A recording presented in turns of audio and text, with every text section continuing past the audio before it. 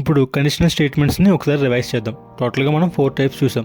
First simple if అంటే condition check చేస్తాం. True అయితే యాక్షన్ అంతే. ఎగ్జాంపుల్ చూడండి, ఇక్కడ ఫాల్స్ అయితే ఏం జరగదు.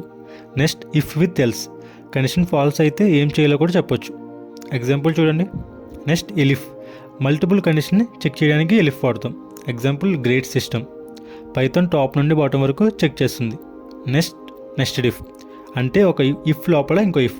మన ఇండియాలో ఓట్కి 18 years కావాలి, వేరే కొన్ని కంట్రీస్లో 16 చాలు. ఆ ఎగ్జాంపుల్ చూద్దాం. ఇక్కడ కంట్రీ బట్టి ఇంటర్నల్ చెక్స్ మారుతాయి. మోస్ట్ ఇంపార్టెంట్ ఏంటంటే కండిషన్ ఆర్డర్ చాలా ఇంపార్టెంట్. రాంగ్ ఆర్డర్ ఎగ్జాంపుల్ చూడండి, ఇలా రాస్తే ఏ ప్లస్ ఎప్పుడు రాదు, అందుకే ఇప్పుడు లాజికల్ ఆర్డర్లో రాయండి.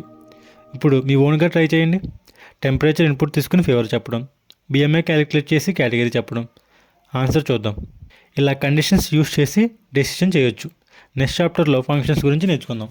సత్య బబ్లు పైథాన్ చిన్న కథ.